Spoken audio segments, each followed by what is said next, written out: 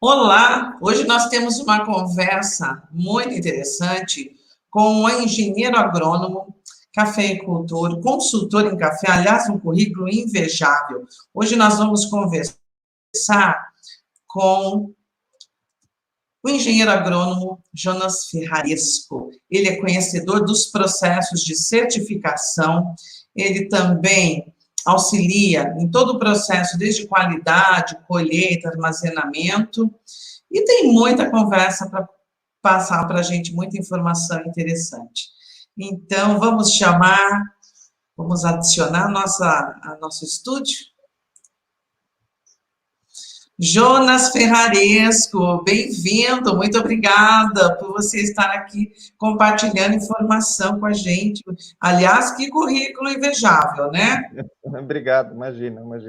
Obrigado aí convidar para fazer parte do seu show, vai ser um prazer gravar essa live e conversar um pouquinho sobre como que o café está, o que está acontecendo com os produtores, todo esse assunto ligado à cadeia produtora, né? Eu acho que o importante é isso, né, Jonas? A gente levar informação de relevância para as pessoas que assistem, seja o canal, acessem as mídias, seja YouTube, Facebook. A gente está aqui para compartilhar conhecimento e informação, né? E eu, Correto. pelo que eu percebi, você gosta muito do que faz. Sim. Eu sou a quarta geração nos campos de café, né? Dos italianos, os avós do meu pai vieram da Itália e já vieram para aqui, para a região, para trabalhar nas lavouras de café, perto de 1900, por volta de 1890. Uhum. E os filhos dele e o meu pai, e até eu, a gente sempre foi ligado e apaixonado pela cultura do café, né? Que é realmente uma referência internacional para o Brasil, porque o Brasil é o maior produtor de café e o maior exportador de café, né? Uhum. Nós temos uma tradição nada, né, Jonas, de 300 anos. Isso, ele chegou por volta de 1727 no Brasil e a gente é líder na produção de café há mais ou menos 150 anos, pelo que se tem de dados, né? Fantástico.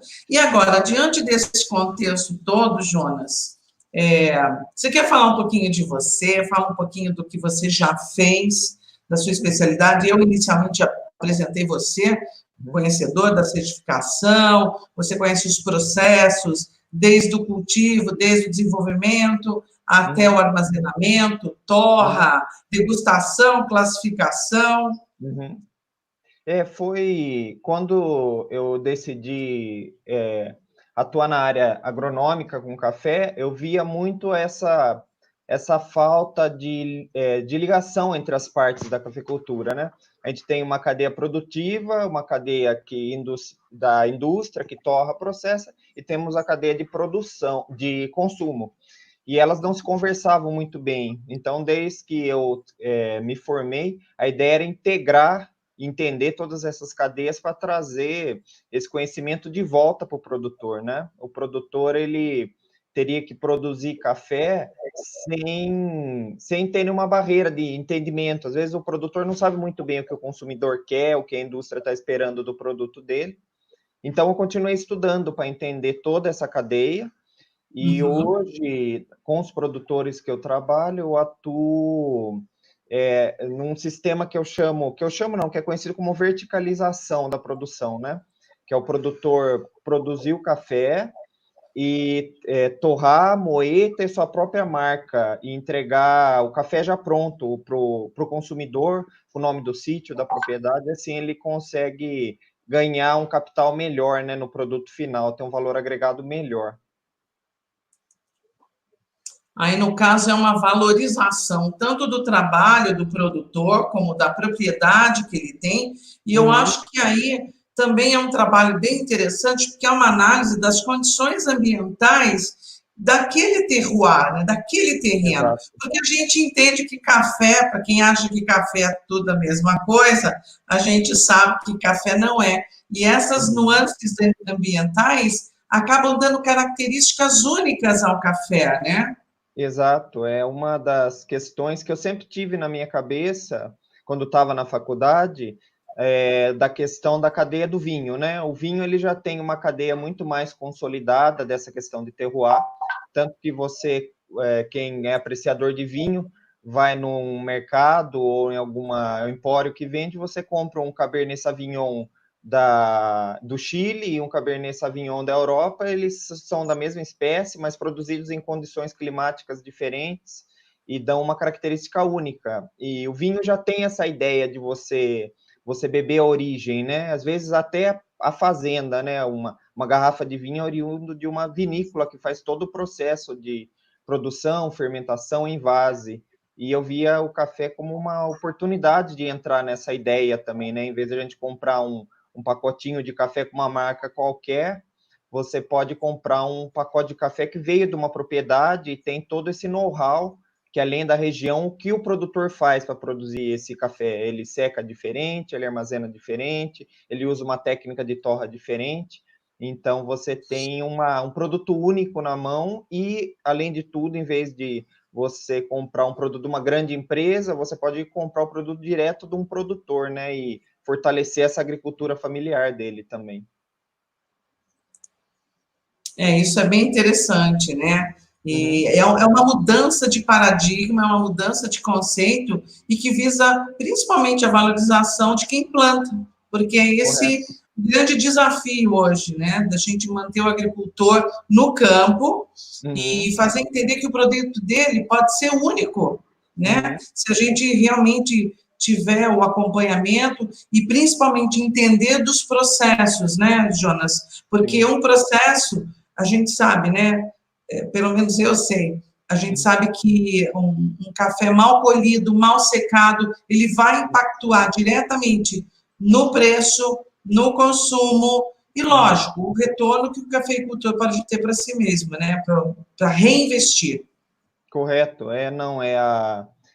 Manter o capital dentro da propriedade incentiva o produtor a produzir um produto melhor, a dar melhores condições para a própria família dele, porque o produto agrícola, eu trabalho em regiões de cafeicultura de montanha, que são tipicamente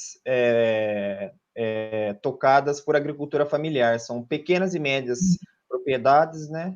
E esse capital que vem para o produtor, ele reinveste na própria propriedade, no estudo dos filhos, ele investe para cuidar melhor do meio ambiente que está em volta, porque não existe cuidado o cuidado ambiental mesmo, ele é muito ligado à capacidade que o produtor tem de investir naquilo, né? Se ele tem um capital muito justo, o meio ambiente vai ficar no último na lista dele. Primeiro, ele vai ter que se sustentar, sobreviver. Ele não consegue investir, por exemplo, numa fossa de melhor qualidade, captar a água da melhor forma, pensar em reciclagem, reutilização, quando ele está preocupado em sobreviver, né, em pagar as contas. Então, é muito importante esse capital vir mais para o produtor, valorizar esse produtor para que ele possa cuidar melhor de tudo, né? Da propriedade, da família, do meio ambiente e o sistema. Na verdade,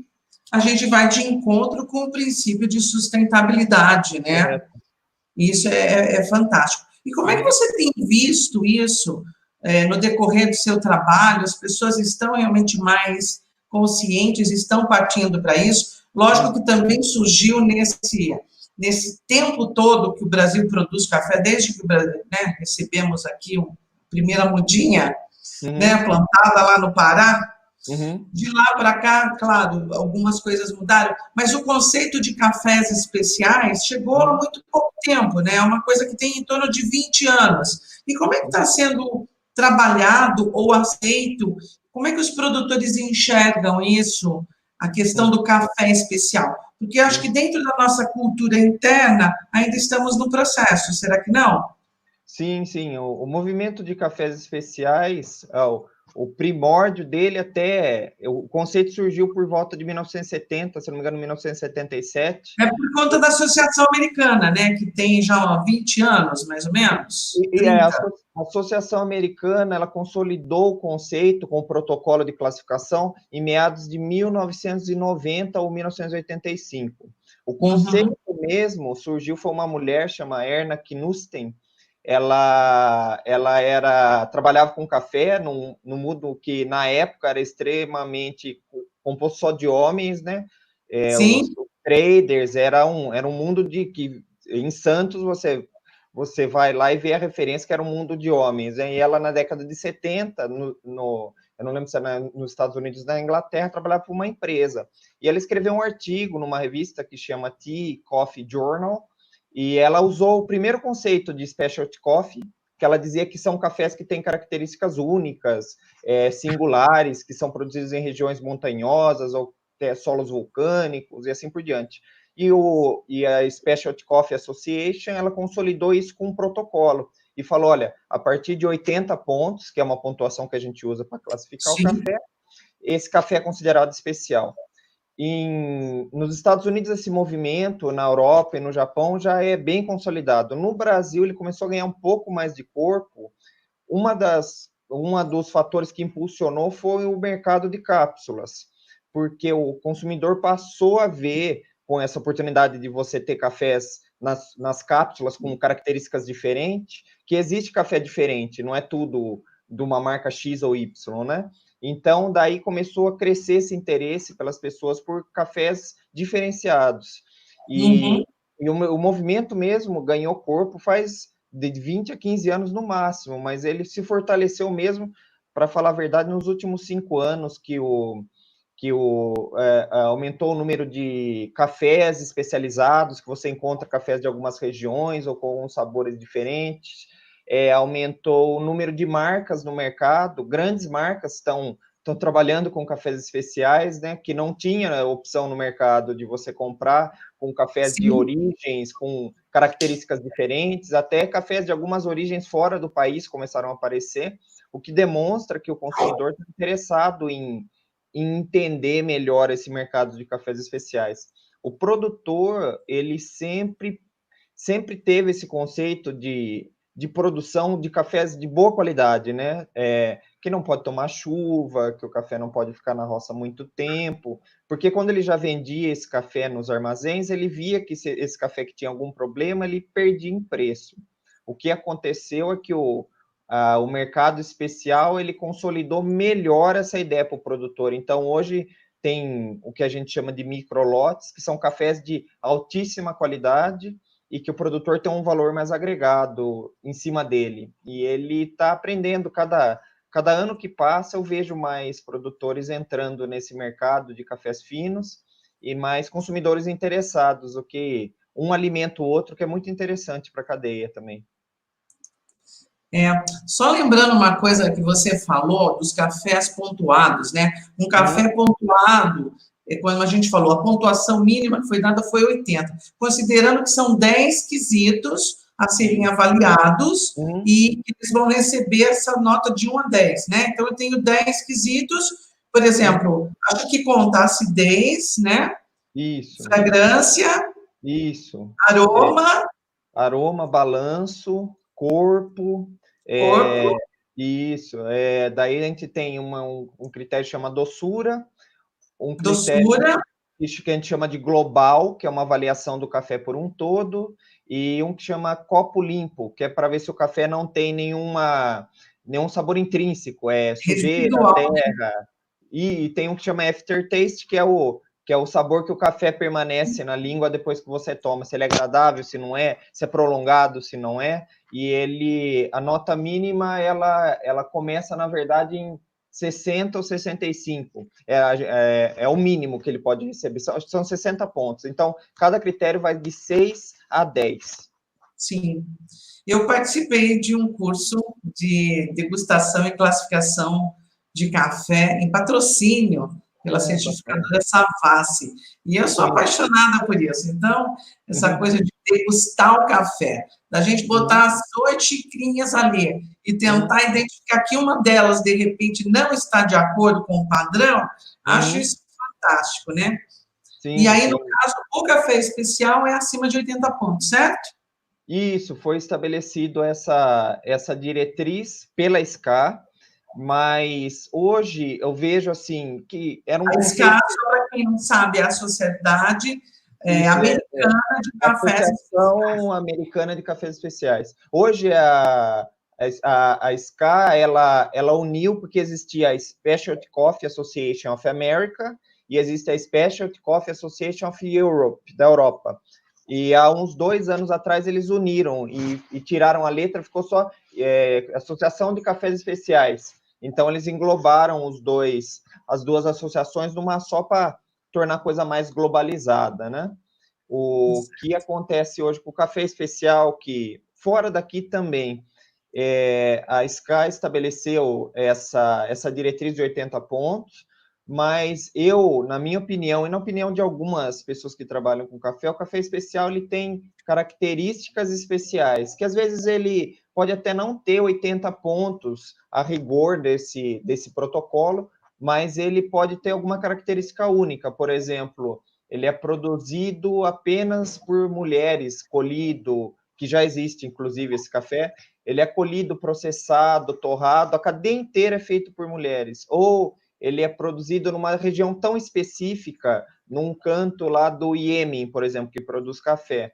E ele não bate 80 pontos, mas ele tem algumas características de sabor ou de aroma que são únicas, e ele é vendido como um café especial por causa dessa singularidade. Inclusive, o conceito da Erna Knusten são cafés que são únicos, né? Eles têm alguma característica que destaca ele do café clássico, do convencional. Então, eu levo para mim esse conceito. Até mesmo um café orgânico, eu considero um café especial, porque ele é único, né?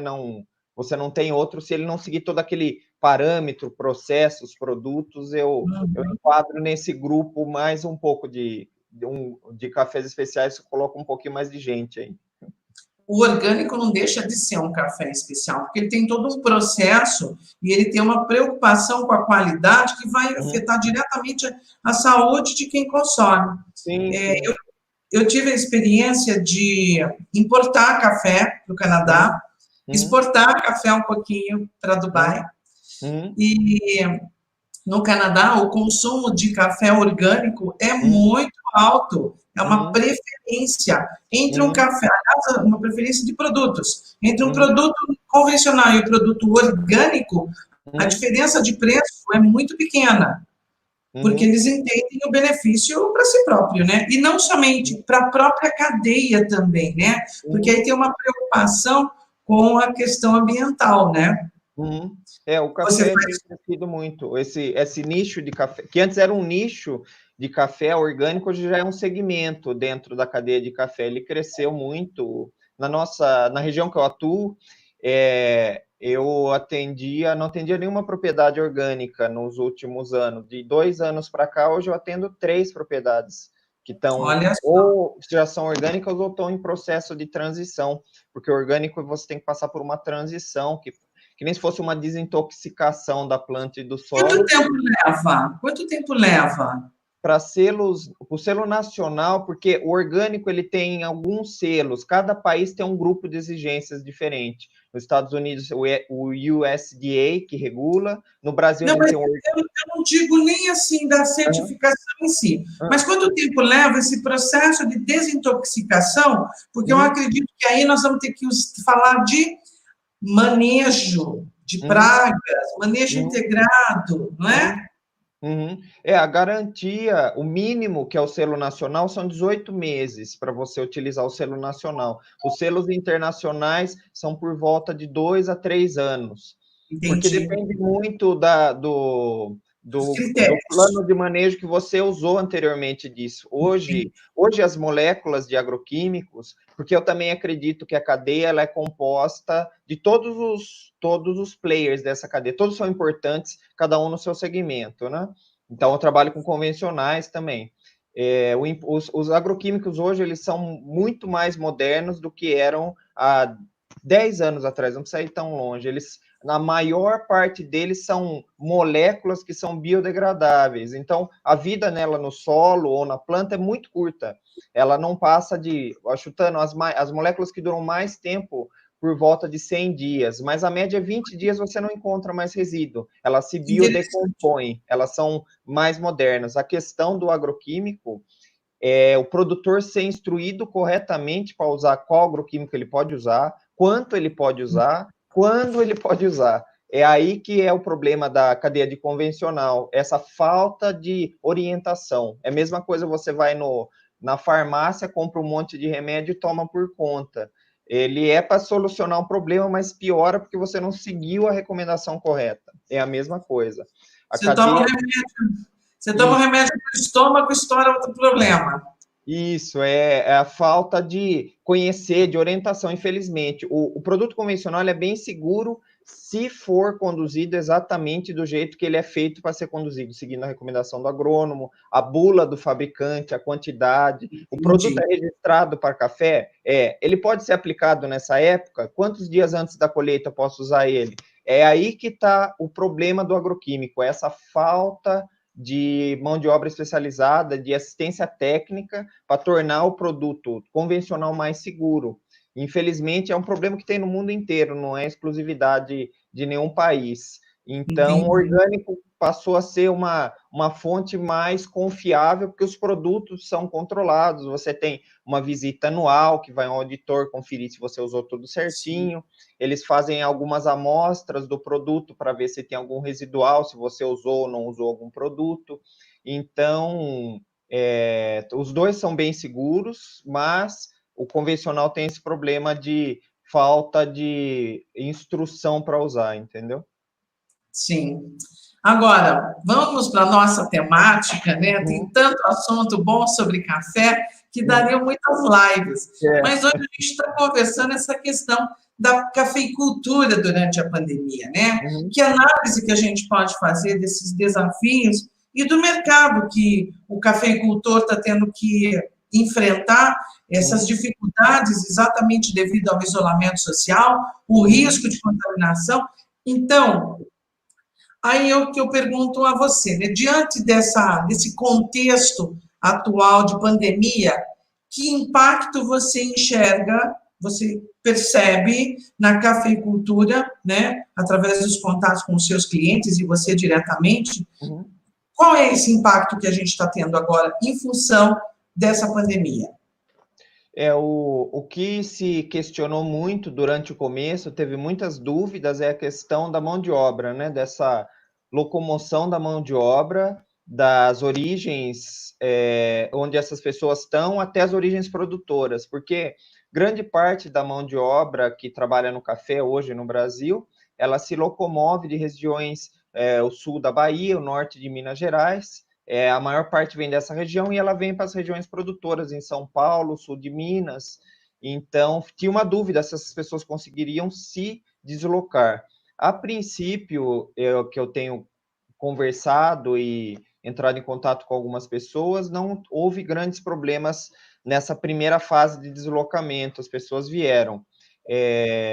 O que tem, a questão que ainda está em dúvida é para esses produtores que trabalham, por exemplo, com alojamentos, grandes produtores, controlar esse risco, né? As pessoas não se contaminarem dentro da fazenda, dentro do alojamento, porque todo mundo se contaminaria dentro desse alojamento. As medidas sanitárias que os produtores tiveram que tomar, porque não é uma situação sui generis, né? Não é comum você ter tanto cuidado assim dentro de um ambiente de colheita, mas as pessoas tomaram cuidado de instruir seus colhedores, seus funcionários, as áreas de alojamento e refeitório foram todas adaptadas seguindo as orientações do Conselho Nacional da Agricultura, e agora existe as dúvidas que tinham dentro do campo, basicamente, até agora está correndo tudo bem. O que acontece ainda se tem um pouco sobre a questão de exportação e transporte. Como está a área portuária, os estivadores estão trabalhando, os armazéns estão, porque a gente sabe que as pessoas do grupo de risco ainda estão afastadas, né? E dentro dessas unidades tem pessoas com mais de 60, hipertensos, pessoas que têm problemas crônicos, então eles estão provavelmente trabalhando com um grupo reduzido de pessoas. A safra é muito grande esse ano, então qual é a estimativa, por falar em safra, desculpe me cortá-lo, mas qual é a estimativa de safra para esse ano? Porque esse é o ano de colheita, né? É um ano que tem uma boa expectativa. Se eu não me engano, o último levantamento da Conab é por volta de 58 a 62 milhões de sacas. Perfeito, É, fantástico, é, né? é muito café. E eu Eu vejo acho que foi as um pessoas dos colhendo. recordes, não foi? Porque Tá, há 2 anos sim. atrás estava mais ou menos em torno, uma estimativa de 59, 58 mil sacas, e eu acho que nós atingimos novamente mais um ano, né? A gente, depois, é que a gente teve um período de seca muito grande entre 2014 e 2015, isso Sim, afetou a safra nossa, praticamente até agora vai ser a primeira safra que a gente está colhendo dentro da normalidade. A gente teve uma quebra nessas médias, né, nacionais, e agora, graças ao regime de chuva que está mais normal, o preço do café teve alguns meses ano passado de bons preços, então houve um reinvestimento na lavoura, então a safra voltou a subir novamente, né? Ela tende ano que vem a ser menor, porque a safra é muito grande, o café, as lavouras estão muito depauperadas, porque o café está muito carregado, né? Para quem não conhece, o café produz um ano bastante, um ano bem menos. o Então, ano de esse ano falha e o ano de carga, né? Que a gente fala. isso, no meio técnico a gente fala que é uma planta bianual, né? Um ano sim, um ano não, praticamente. Então, o produtor fala que um ano o café se veste, um ano veste o produtor, né? Porque um ano tem safra e um ano ele fica sem safra. Ele coloca folhas, mas não põe frutos. Então, essa cadeia de transporte até os portos tem uma dúvida como vai funcionar. Houve no começo um pouco de problema se discutir a questão dos containers também, porque com a economia chinesa e as economias mundiais paradas em meados de fevereiro, março, o fluxo de container da Ásia para o Brasil reduziu. E o container que vem para o Brasil com algum material ou produto agrícola, ele vai ser enchido de café e mandado para onde ele for, porque o café não é exportado em navio graneleiro, que nem soja e milho, né? Ele é exportado em Sim, containers. Então, sim. essa falta de demanda, essa falta de containers que veio, de oferta de containers da China, pela economia ter parado por 2, 3 meses, na época, ficou em dúvida se ia ter container suficiente para exportar café e se ia dar preferência para o café, porque na frente do café tem um monte de produto agrícola que é mais importante, teoricamente, que é básico, que é arroz, feijão, soja, que são alimentos primários, né? Sim, sim, Então, se questionou um pouquinho, ainda a gente não sabe se isso vai afetar a cadeia, a gente vai saber a hora que a demanda chegar nos portos. E nos portos de origem também, se tem a dúvida como que vai funcionar, como está funcionando nos Estados Unidos a parte portuária, o país está num surto também de nesse uma momento, pandemia maior que a gente, inclusive. Oi? nesse momento, nós estamos no mês de junho. Está tudo parado, né? Sim, praticamente, né? A retomada vai acontecer naturalmente, como a gente tem visto no mundo, porque a economia tem que funcionar de alguma forma, a gente tem que se precaver, Sim, criar alguns protocolos para isso funcionar, porque a economia não para. A agricultura, por exemplo, é uma área que foi afetada menos pela pandemia, porque a agricultura, você não fecha uma propriedade e fala para o café ou para a soja, fala, fica aí que daqui 4 meses a gente vê o que faz. Ela continua, ela é dinâmica, né? Você tem que adubar na época certa, você precisa plantar na época certa, não dá para esperar. Então, ela continuou. Então, essa paralisação da cadeia de exportação ou de todas as culturas, inclusive do café, ela pode afetar as torrefações fora do Brasil, que também era uma coisa que se estava discutindo. As torrefações vão conseguir ter esse café quando é esperado para ter, ou não é não? só isso, né, Jonas? Porque veja bem, a gente tinha um fluxo de exportação de café e a Uhum, gente sabe o quanto o Brasil produz, o quanto o uhum, Brasil contribui, o mundo contribui. A uhum, pandemia ela está atingindo o mundo sim, e a gente sabe que tivemos anos em que faltou café no mundo, com uhum, toda a produção que nós temos. E nesse momento, quando a gente fala assim, está parado, né? Está tudo uhum, parado, o sistema uhum, está parado. uhum, O estoque de café deles também está baixando. Eu sim, acho que existe assim a preocupação.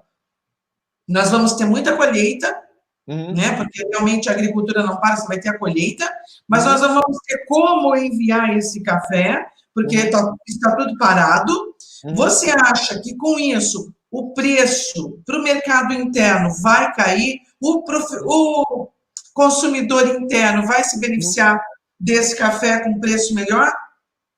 A curto prazo, a cadeia de café no mercado doméstico de torrado e moído convencional, esse que a gente compra no mercado, ela é muito pouco elástica. A gente vê que o café, às vezes, oscila de 50% no mercado de grãos do mercado de Nova York, que é onde regula o preço dos cafés internacionalmente. Ele, às vezes, regula em período de um mês em 50% a mais. E você não vê esse reflexo tão grande dentro do pacote. Uma das coisas é que o café tradicional, ele tem tantos custos por trás da matéria-prima, que a matéria-prima acaba sendo uma parte pequena do custo final do produto, por incrível que pareça, né? Uma empresa grande, o custo de logística, reposição, vendas, transporte, branding, tudo isso, o café ele vai ser, sei lá, 20, 30% a matéria-prima real. E as grandes empresas, elas se protegem muito bem, elas têm um estoque privado muito grande para atender ela por um longo período. Tanto que, quando a pandemia começou a desenrolar no mundo, começou a surgir de forma mais intensa, houve uma compra muito grande de cafés nos armazéns certificados em Nova York, por exemplo, que é onde fica uma parte do café de commodity padrão. O que as torrefações grandes fizeram? Elas foram lá, pegaram o que tinha de estoque e trouxeram para dentro dos armazéns, o que não é comum delas, porque o café tem uma oferta grande, então a gente fala que é do campo para a boca a oferta hoje, a compra de café. As empresas usam muito essa para não ter capital imobilizado, porque café parado é capital imobilizado para uma empresa, né? Ele não gera nada. Então, o que aconteceu vendo que a pandemia poderia se torcer extensa e ter problema no fornecimento, eles foram lá, as grandes empresas, tanto aqui como fora do Brasil, e compraram os estoques para elas. Então, elas têm uma margem de operação grande, mesmo que seja um pouco lento, não vai ter falta de café no mercado para o consumidor. Então, provavelmente, a gente não vai ter tanta variação de preço no mercado lá do cafezinho torrado e moído na prateleira. A gente considera isso porque, na verdade, eles precisam do nosso café. A gente não pode esquecer que o Brasil, ele produz nada 40% do café mundial, não é isso? Estou errada? Por aí, 120, tá entre 30% e 40% mesmo. 40%, vamos arredondar, colocando também o Robusta, né? Não somente o Arábica, mas o Robusta. Então, quer dizer, para o mundo, né, faltar café é o mundo. Agora, para nós brasileiros, nós temos aqui nossos produtos. Por isso que eu pensei nesse mercado interno se beneficiaria de alguma forma no preço. Mas agora, pensando na qualidade, você acha, como nós estamos nesse início de colheita, processo que começou agora, final de abril, maio, junho, não é isso? Vai até, acho que setembro? Setembro, isso. Então, nesse período, você acha que nós brasileiros vamos ter café de melhor qualidade no nosso mercado? Por quê? Não está sendo vendido. Claro que existem os contratos, né? Os contratos futuros que vão ter que ser atendidos, mas como a gente fala, até por quanto tempo a gente estoca café? E o mercado precisa girar. Então, será que nós brasileiros não vamos ter um pouquinho de café com melhor qualidade dentro do nosso país? Porque a gente sabe, o café de boa qualidade sempre é requisitado. Se ele é vendido em commodity, regulado pela Bolsa. Se ele é vendido como especial, é ainda mais difícil, né? O mercado... Uma das coisas interessantes que aconteceu no Brasil nos últimos anos, por causa da tecnologia agrícola que a gente usa, a qualidade média dos cafés nacionais subiu muito. Mundialmente, a gente era conhecido por produzir muito café, mas de baixa qualidade. Tanto que em Nova York, o preço base, existe um preço base internacional de café, e os outros países, cada país tem uma valorização ou uma desvalorização em cima desse preço base. E o café brasileiro é sempre o mais desvalorizado, na média, dentro de Nova York. Hoje, o preço Nova York, a gente está muito perto do preço Nova York, que seria hoje por volta de 95, 100 cents por libra-peso de café. Isso significa o que aconteceu? A tecnologia aumentou e os cafés, a média dos cafés nacionais é muito melhor do que 10 anos atrás. Então, dentro dos nossos cafés nacionais, a gente já tem um café de melhor qualidade do que tinha 10 anos atrás. O que acontece ainda com o consumidor nacional é porque ele busca alguns atributos que ele entende como qualidade no café que não são. Por exemplo, café extra forte, que é um café considerado de boa qualidade por algumas pessoas, porque você põe uma colherzinha e faz 150 litros de café com uma colher. Eu discordo que seja qualidade, né? Porque aí a Sim. gente está falando de uma coisa chamada torra. Isso, é o entendimento, porque assim, qualidade, isso eu aprendi também com o meu professor de classificação. A qualidade, ela é intrínseca sua. Você entende o que é qualidade. Se você for por exemplo, nos países árabes, eles têm um conceito de café de qualidade diferente do nosso, que é diferente Sim, na Alemanha, que é diferente no Japão, que é diferente de qualquer lugar. Daí a ICA criou um protocolo mundial que criou um conceito mais unificado de qualidade, mas ele é muito próprio. Então, o nosso conceito nacional de qualidade que vem mudando. Era muito esse café que rendia, que era forte, que você bebe, ele é grosso a hora que você vira na xícara. O pessoal perguntava para mim no Canadá, qual é o melhor café? Eu falei, aquele que você gosta. Sim, porque o parâmetro que a pessoa tem é diferente.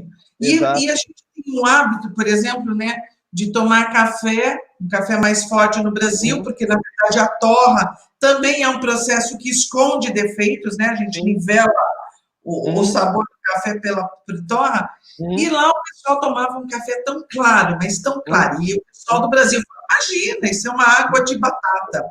E se a gente for avaliar isso hoje, Jonas, acho que você vai concordar comigo, na verdade, o café claro, ele possui uma qualidade melhor, né? Porque, na verdade, você consegue identificar as nuances de sabor, as notas, né?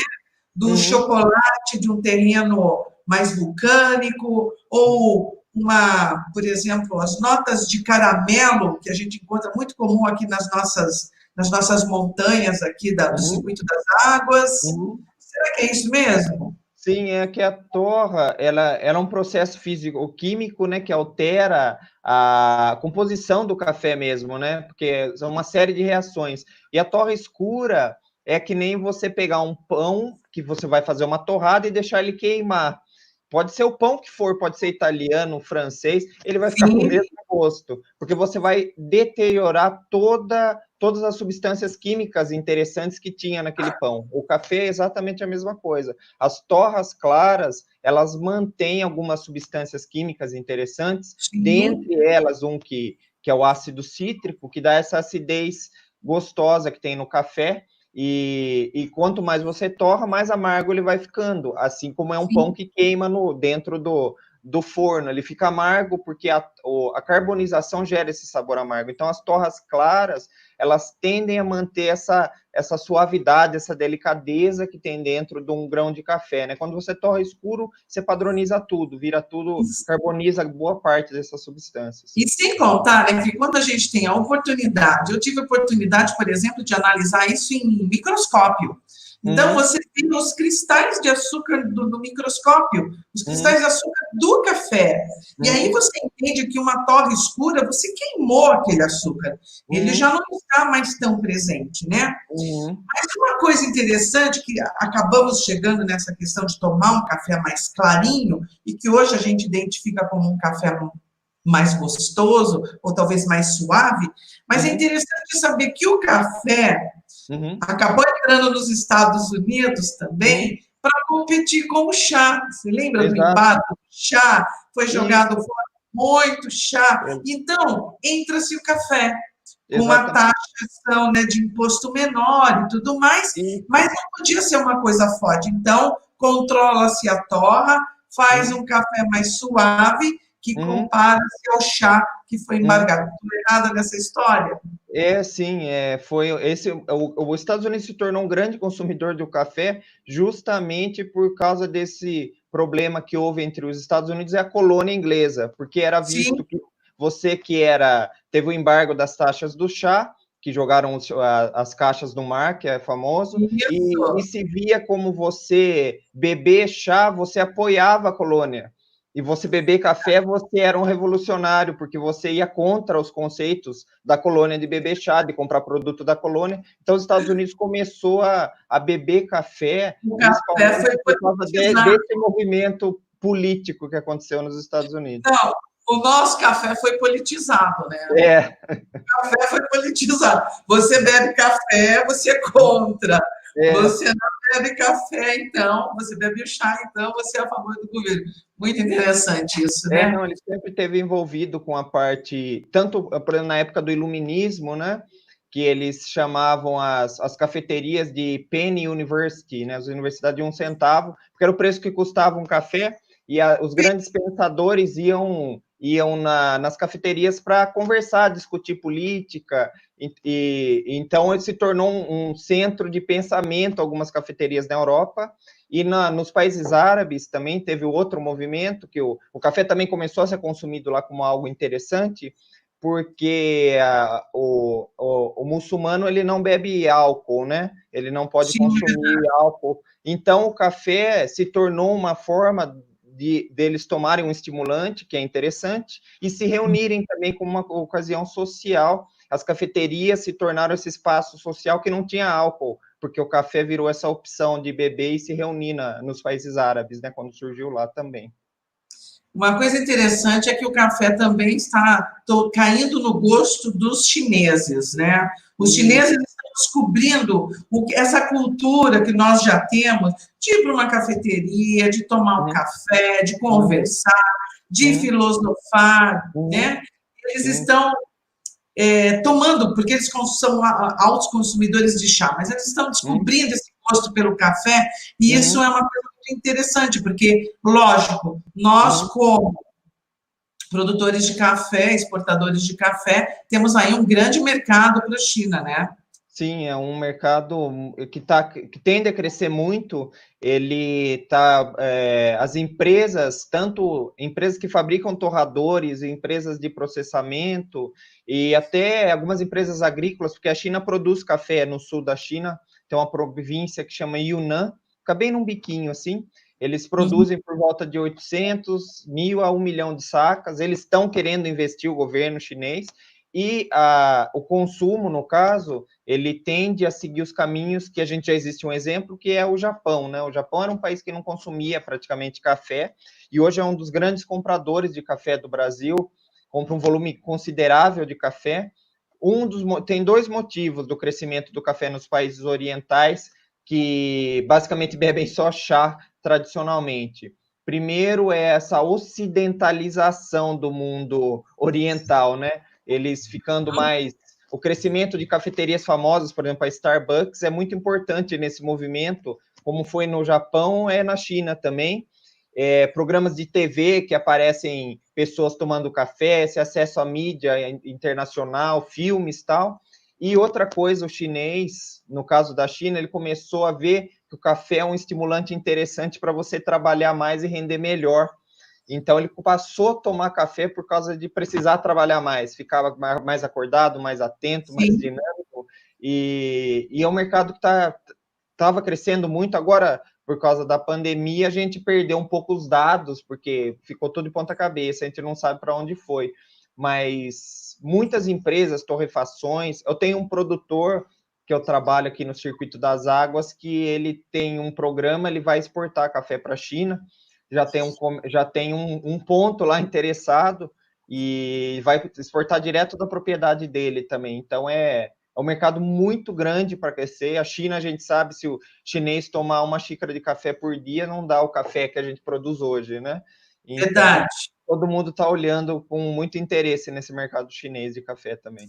Verdade. Na verdade, a nossa produção, né, a produção mundial já não atende à demanda de consumo, né? Sim, ela é muito justa. Tem ano que falta, tem ano que sobra um pouquinho. E então ela sempre caminha na faixa de 8 a 10 milhões de sacas para menos ou para mais. Esse ano a gente tende a ter um superávit de café, porque existem algumas projeções de um organismo internacional, que é a Organização Internacional do Café, que é sediada em Londres, que vai ter uma retração no consumo a princípio, porque alguns países não têm muito hábito de tomar café dentro de casa, como a gente tem. São cafés oferecidos em restaurantes, cafeterias, hotéis. Então, se tem uma projeção de se reduzir um pouco o consumo mundial. Consome muito em casa, né? Daí o consumo, por Eu exemplo, nos costumo Estados dizer, Unidos, o consumo doméstico subiu, se eu não me engano, 30% a 35% na época de pandemia, mas na Europa, por exemplo, na Itália, pode ser que não suba tudo isso, pode ser que nem suba. Então, se tem assim um pouco de receio, mas ainda o consumo mundial vai ser por volta de 150 milhões de sacas. Vai ter uma retração de por volta de 10 milhões, a gente se espera a princípio, né? eu acho que aqui no Brasil nós temos aquele hábito de fazer aquela térmica de café, né? E Sim, deixar sim. aquele café na térmica. Eu Uhum. costumo dizer que quem mais bebe café dentro de uma residência é o Uhum. buraco da pia, Sim, porque o sim. pessoal faz e joga. Talvez com o Exatamente. consumo das cápsulas, as Uhum, pessoas aprendam a apreciar um pouco mais os cafés, uhum, porque hoje você pode comprar uma cápsula com café da Mogiana, uhum, uma cápsula com café da região do Circuito das uhum, Águas, ou você compra um café da Tanzânia. Então, exato. aí você aprende a identificar essas diferenças do café e ver que Uhum. café não é tudo igual, né? Sim, sim. Ela passou a cápsula, apesar de, lógico, toda nova tecnologia tem uma série de problemas. Um deles da cápsula, que hoje, mas as empresas já estão pensando muito nisso, é questão ambiental, das cápsulas, né, de reciclagem, produtos biodegradáveis. Na Alemanha, por exemplo, as cápsulas já são plásticos biodegradáveis, a Nespresso já tem um sistema de coleta das cápsulas de alumínio, mas o que aconteceu é que as pessoas aprenderam a valorizar mais o café, porque o café ele só é jogado dentro da pia porque ele custa barato. Porque se ele não Sim, custasse, ninguém jogava dentro da pia. A gente fora daqui os cafés finos são pesados. Você não desperdiça um grão de café. Você vai beber uma xícara, você faz uma xícara, independendo do método que você faça. A gente sempre fez de monte, porque café aqui é muito barato mesmo. E o que é bom, porque o café, eu falo que é a bebida mais democrática que existe no mundo. Você pode ser pobre, rico, milionário, ser Silvio Santos, você bebe café. Tem espaço para todo mundo explorar. Então, é uma bebida barata.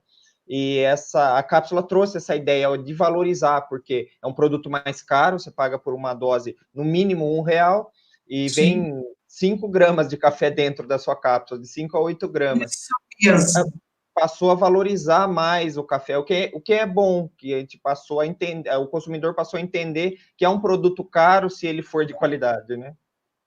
E principalmente se a gente souber que isso tem uma valorização também do agricultor, que é, né, o principal aí, a ponta de todo o processo, né, nessa cadeia, Exato. a ponta da cadeia, bem dizer, né? Uhum. Me fala uma coisa, você acha que com essa questão da pandemia, a gente ainda vai ter alguns desafios, porque nós não temos expectativa Uhum. de quando Uhum. vamos retornar a uma Uhum. realidade, Uhum. né? Falar normal, não sei, não vamos ter mais um normal, vamos ter que Uhum. nos adaptar. Mas você acha que vai ter algum outro desafio, algum outro impacto durante esse processo? Nós estamos agora em junho, até o Uhum. final do ano. Uhum. Na cadeia produtiva, eu acredito que não haja grandes problemas dentro das propriedades rurais, a princípio, até o fim da colheita. Fora da cadeia, um dos problemas que eu vejo maiores são realmente as cafeterias, né? porque a cafeteria é um lugar de encontro, né? Você não tem como pôr uma tabuleta lá, que nem se fosse um restaurante que você vai para comer, pedir um café e ir para casa. Não é assim que funciona. A cafeteria, as pessoas vão para bater papo, para discutir assuntos, negócios, falar da família. Então, as cafeterias, mesmo que volte a funcionar, o movimento delas vai ser muito menor, né? Nem que eu falei, você vai na cafeteria comprar um café e vai para casa, né? Não tem sentido. Os outros segmentos, como hotéis, essa parte de... Eles vão, talvez, funcionar como já está acontecendo em alguns lugares, com 30% da capacidade, mas ainda vai ter oferta dos cafés dentro dos hotéis, e o consumo doméstico tende a crescer, como já tem um dado da BIC de... Acho que um mês atrás que eu escrevi um artigo sobre consumo, que foi constatado que o consumo doméstico de café aumentou no Brasil, acho que 25%, se eu não me engano. Mas a cafeteria são as pessoas que são o segmento café que vai mais sofrer até o fim dessa pandemia, porque dificilmente eles vão reabrir dentro de uma normalidade a médio Sim. prazo. Não vejo assim como, né? De jeito funcionar uma cafeteria, que geralmente são lugares pequenos, que você não tem como espaçar as mesas muito, você vai ficar com 2 mesinhas lá dentro só. Então, eles estão já enfrentando um desafio que faziam 80 dias, acho, praticamente, que estavam fechados em muitos lugares, tem lugares que nem abriu ainda, e então eles estão vivendo e vão viver um desafio muito grande, até o fim do ano, pelo menos. Mas isso você acha que não vai impactar na questão do comércio interno, a ponto de sobrar café? Porque hoje a nossa estimativa é de 58 milhões de sacas. Se a gente colocar uma saca atrás da outra, dá para ir ao Japão e voltar, né? Mas, e esse café estando aqui dentro, não podendo sair para o mercado, nem atender os mercados futuros, quer dizer, a gente, tudo bem, a gente vai comprar uma maquininha de café, ou vai fazer mais café em casa, ou vai, né, se sociabilizar dentro da possibilidade em casa, né? Mas isso você não acha que pode haver um impacto a nível monetário, financeiro, para produtores, porque aí, assim, quando você tem muita oferta, preço cai. Você não tem um escoamento da produção, o preço cai. O café, ele é interessante porque o mercado interno nacional, ele tem uma dinâmica meio própria junto com os armazéns, mas a base do preço ainda é internacional. A gente pode viver uma situação que seja única também, que é assim, se o café não está chegando em Nova York, que é a base de preço dos armazéns, ou na Europa ou no Japão, a tendência do preço consolidado internacional é subir, mesmo sobrando café aqui dentro. E a base dos nossos preços é o preço Nova York. Então, a gente pode ter um preço de boa qualidade em meados do fim da safra, de uns 30% talvez maior do que está agora, porém, a gente tem o café que está preso dentro do mercado interno, que não consegue exportar. Os armazéns nossos, das grandes cooperativas, por exemplo, a Cochupé, que é a maior cooperativa de café do mundo, são de excelente qualidade. Então, eles conseguem armazenar o café sem dúvida, sem depreciar a qualidade, por 6 meses após, no mínimo. Então, dá para represar esse café muito tempo, eles têm muito espaço para segurar. Ele não vai ser considerado um café armazenado 6 meses, ele não vai ser considerado um café remanescente. Não, ele segura as boas cooperativas geralmente tem o café, segura o café por um tempo para comercializar, é normal. Tanto que a gente tem um negócio que chama estoque de passagem, que a gente não sabe quanto é, porque estão a maior parte está dentro de armazéns privados, que é o café que é comercializado no ano anterior, até começar a colher a próxima safra. Ele não deprecia tanta qualidade assim do café grosso, né? A maior parte do consumo do café mundial não é especial. É um café de boa qualidade, limpo, sem defeitos. É o commodity, né? Isso, o grosso é isso aí. Então, ele pode ser represado por 6 meses sem problema nesses armazéns. Então, eles vão segurar esse café para ver até o porto conseguir exportar, e ele não vai ser oferecido no mercado interno, a não ser que haja alguma coisa assim fora do comum que precise ofertar esse café, porque a demanda fora do Brasil vai continuar, só que vai ter que talvez em vez de exportar 3 milhões de sacas por mês, a gente pode chegar a exportar 3, 4 milhões no mês de café, pelos dados da Secafé, do Conselho de Exportadores, e ele vai ficar represado e vai exportar mais devagarzinho, provavelmente, né? Ele não vai ter impacto direto no mercado interno, não enxergo nesse momento isso. Entendi. Partindo agora para uma análise, a gente tem concorrência em termos de café, na qualidade, considerando o café da Colômbia. O café da Colômbia não é uma produção expressiva, a gente sabe que é uma produção em torno de 8% da produção mundial, enquanto o Brasil tem 40%. Você acha que o Brasil pode ter alguma vantagem devido à pandemia, depois no escoamento de produção e na valorização do nosso café lá fora, em relação a outras culturas, a outros cafés e outras nacionalidades? Porque, assim, por que eu estou te perguntando isso? Muito se fala nos Estados Unidos e mesmo no Canadá, nossa, o bom café é o café da Colômbia. Claro, eles têm o mérito deles, é um café bom, muito bom, porque também é colhido em altitude, a produção não é expressiva, mas o marketing lá foi muito forte, até porque foi um apoio dos Estados Unidos à questão, por exemplo, da Colômbia, ligada ao narcotráfico. Então, uma vez que os Estados Unidos resolveu a questão do narcotráfico, que atingia diretamente ela, né? A Colômbia colocava só 300 toneladas de droga por dia lá. Então, eles investiram. Então, o marketing do colombiano, do café colombiano, é muito maior que o do brasileiro lá. Você acha que com a pandemia a gente pode ter alguma vantagem no que diz respeito valorização e reconhecimento do nosso café lá fora? Sim, o que acontece é que a Colômbia, ela tem um mérito de qualidade por causa do sistema produtivo que ela tem, que é muito único, são propriedades muito pequenas, e então a possibilidade do produtor cuidar melhor do café numa propriedade que tem 1 hectare, por exemplo, é muito maior. A distribuição da safra deles é bem diferente da nossa, ela não é tão concentrada, o que permite que eles escolham o café de forma seletiva, porque na mesma guia de café na Colômbia, você tem a flor, você tem o café verde, você tem o maduro e tem o passa, por causa que lá chove o ano todo. Então, eles conseguem dividir a safra em vários pedacinhos, então possibilita essa colheita de café mais seletiva. Então, realmente, eles tinham uma qualidade superior à nossa até poucos anos atrás, e tinha umas características de terroir, principalmente a acidez, que o nosso café não tem pelas características que eles possuem lá. Porém, o que aconteceu com esse suporte durante esses anos que os Estados Unidos ofereceu um suporte para os cafeicultores e para a Colômbia para reduzir o plantio de coca, né?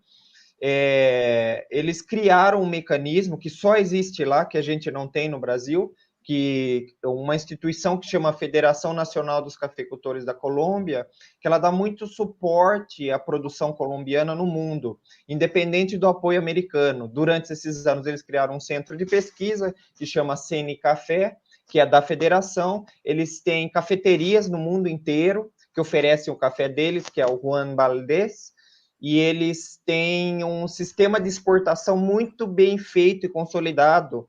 Então, o agricultor colombiano, ele consegue colocar o café dele fora do país muito mais fácil do que o agricultor brasileiro, o cafeicultor, porque o cafeicultor brasileiro não conhece bem esses mecanismos, não tem esse apoio do FNC lá, a federação que existe lá e que não existe. Então, assim, eles têm mais facilidade em colocar esse café fora do Brasil do que a gente ainda. Porém, a quantidade que eles oferecem é limitada à produção que eles têm ainda no país, o que é algo que está aumentando também, porque esse órgão de pesquisa que chama CNCafé, ele tem investido em novas variedades, tecnologia de produção. Então, a Colômbia, todo ano, depois de 2011, que eles tiveram um surto de ferrugem do cafeeiro muito grande lá, que quebrou a safra, tem investido na produção e renovação do café. Então, eles tendem a médio prazo, a produzir bastante café também. a estrutura, né? A gente acabou optando por descentralizar essa estrutura. A gente tinha um órgão que fazia isso também, chamava IBC, Instituto Brasileiro do Café. Ele fazia tudo isso que eu falei para você, ele dava suporte ao produtor, ele fazia pesquisa, ele tinha armazéns, ele inclusive fazia empréstimos para os produtores para comprar muda, comprar. Ele tinha um fundo desse que existe até hoje. Ele foi extinto na época do Collor, ele deu uma desestatizada em alguns institutos que existiam no Brasil, e o IBC foi um que foi extinto. Hoje, o FunCafé, que a gente tem, todo o dinheiro que tinha desse IBC, boa parte, foi para esse fundo, que ainda faz pesquisa, que a gente conhece, esse órgão chama Procafé, desenvolve variedades, mas ele não tem a musculatura que tem a federação na Colômbia. Ele é mais voltado para pesquisa, tal. Então a gente perdeu, infelizmente. O IBC era um órgão importante no Brasil porque ele apoiava diretamente o produtor. E hoje ficou meio órfão. O produtor ele se apoia nas cooperativas, que são muito boas, que tem espalhadas pelo Brasil só, mas é mais descentralizado, o que dificulta um pouco essa ação conjunta que existe na Colômbia. Uma cabeça só fala, vamos fazer isso. Então eles montam uma cafeteria, participam de feiras e eventos representando a Colômbia, representando o produtor diretamente, né? E a gente perdeu essa característica. O americano ele enxerga mais o café colombiano como sendo um café do produtor do que o café brasileiro como sendo um café do produtor, por causa dessa ação de marketing. Deixa eu contar uma coisa para você, Jonas. A nossa transmissão está sendo assistida lá no Canadá. Que bacana. Uma pessoa assistindo nossa transmissão e depois muito a gente vai compartilhar. Olha, é uma conversa muito gostosa com você, nós vamos ter que marcar outras, porque tem muito conhecimento aí, tem muita informação que pode ser interessante.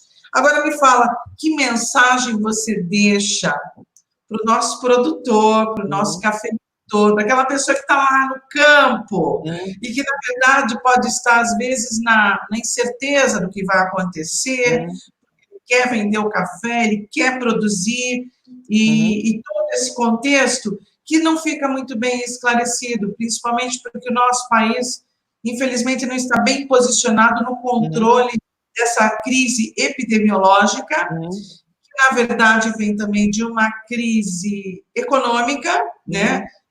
Já está instaurada a recessão em todos os países, não é somente no Brasil, e, além de tudo, uma crise política. Então, todo esse contexto, eu acho que deixa o nosso agricultor, o nosso cafeicultor um pouco confuso. Mas que mensagem você poderia dar aos nossos cafeicultores, aqueles que assistirem o nosso vídeo, né?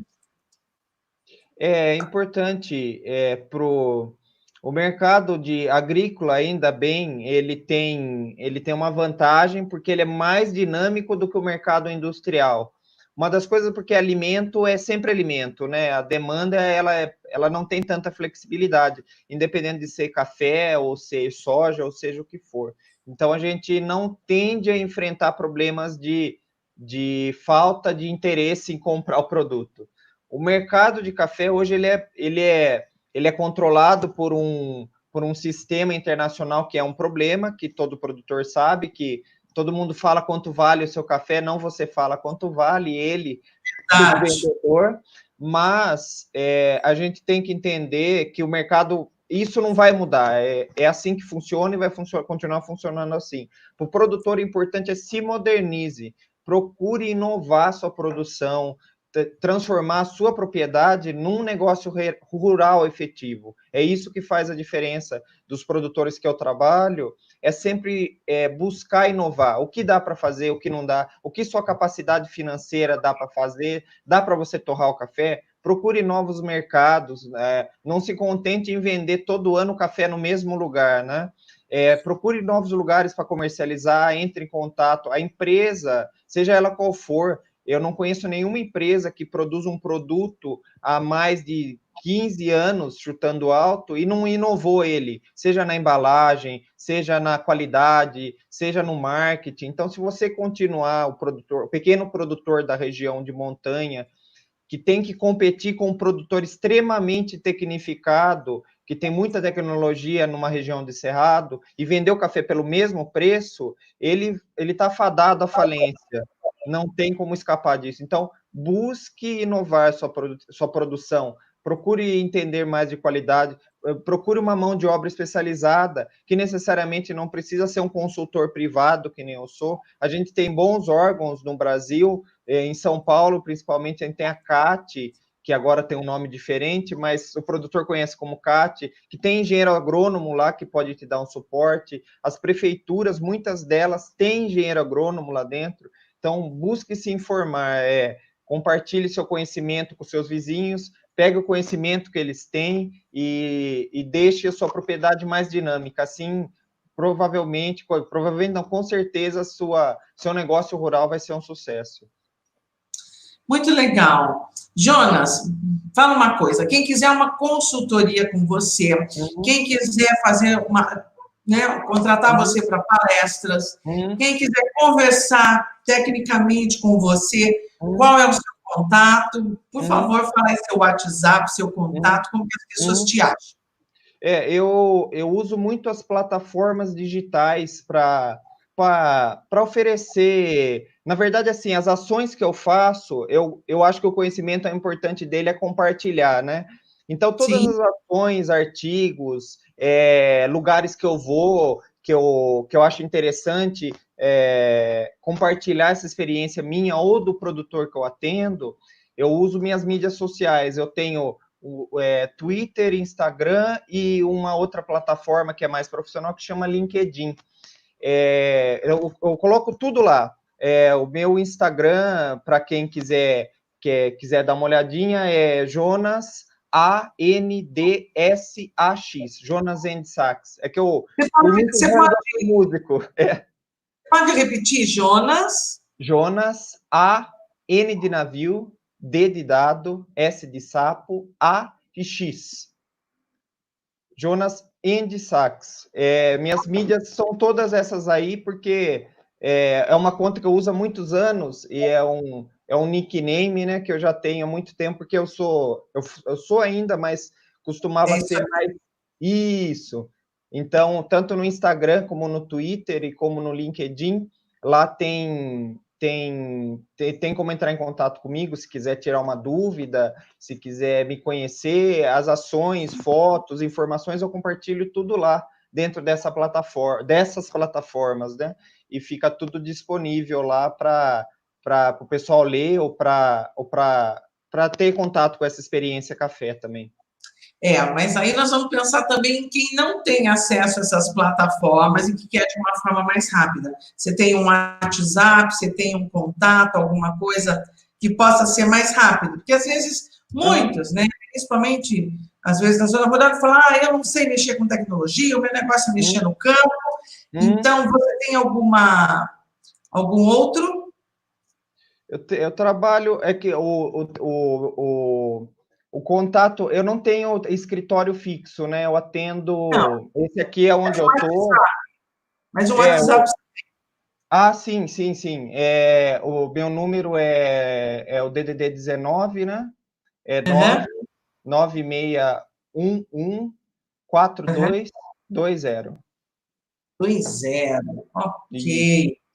Então, para quem quer consultar, falar com você, conhecer, ou precisa de uma consultoria, está aí o WhatsApp do Jonas para contato, né? E com certeza, né, para desenvolver um trabalho de excelência, porque para mim está claro que o seu comprometimento.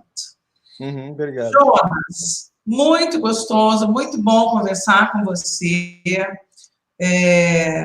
Realmente é muito agradável. Eu agradeço muito você estar presente, compartilhar sua informação, o seu conhecimento e a gente levar essa informação aí para os cafeicultores, para o pessoal que trabalha com café. Muito obrigada.